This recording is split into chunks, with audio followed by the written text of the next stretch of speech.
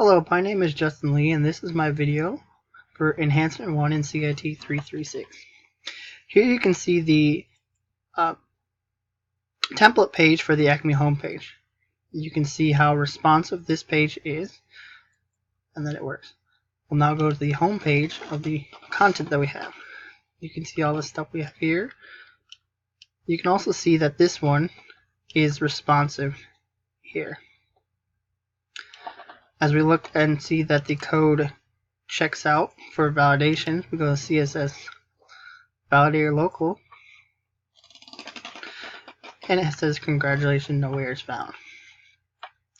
Go back and do the same thing for the validate local HTML, and it comes up and says there are no errors or warnings. So this is the project that we had for Enhancement 1. Thank you very much.